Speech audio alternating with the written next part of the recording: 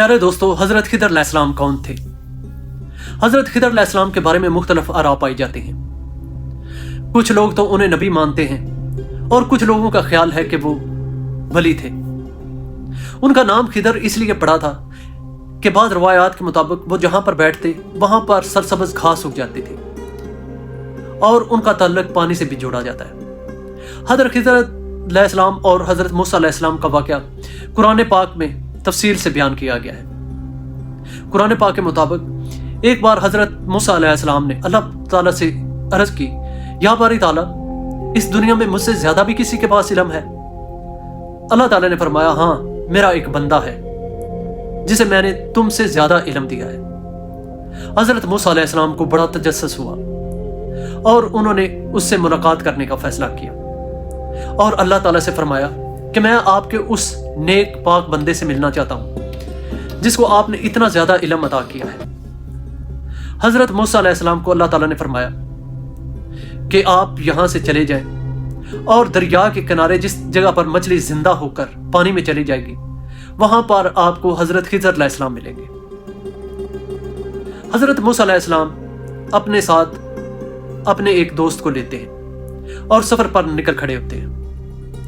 अब वो चलते जाते हैं, एक जगह पर रुकते हैं खाना खाने के लिए, और जब खाना खा चुके होते हैं और आगे का सफर करते हैं तो हजरत मूसा अलैहिस्सलाम कहते हैं कि यार, कौन सी जगह होगी जहां पर मछली जिंदा होगी? तो उनका जो साथी था वो बोलता है, या हजरत, मुझे याद नहीं रहा, बताना कि एक जगह थी जहां पर हमारी मछली जो है जिंदा होकर पानी में चली गई।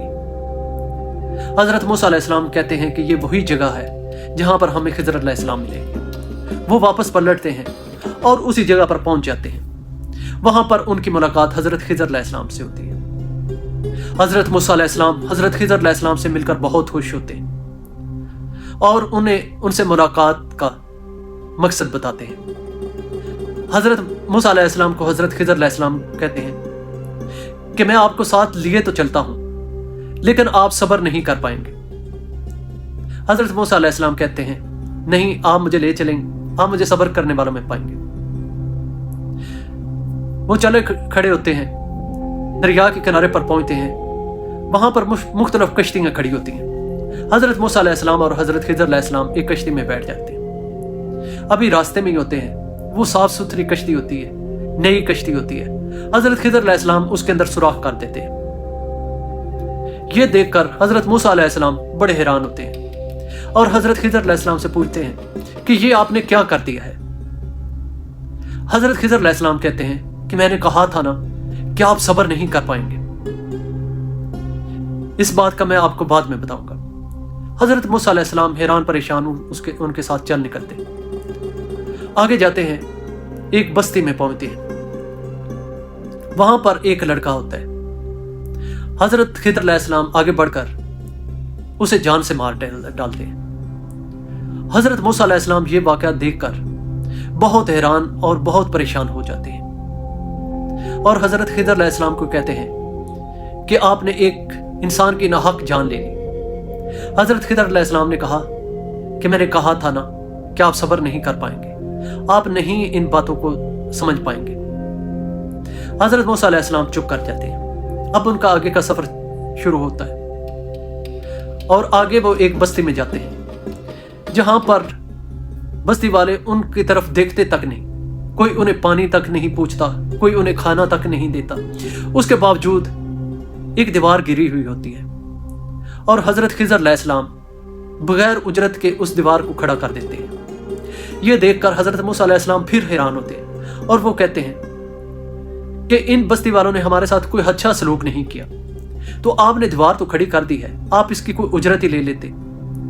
हजरत खिदर अलैहिस्सलाम कहते हैं, आपसे कहा था ना, आप सब्र नहीं कर पाएंगे, यहां से हमारे रास्ते जुदा होते हैं। आप जाने से पहले मैं आपको इनका सच बता देता हूं। कश्ती में सुराख मैंने इसलिए किया था कि यहां पर नजदीक एक बहुत जालिम बादशाह है और ये मलाह बहुत गरीब है जिनकी ये कश्ती थी।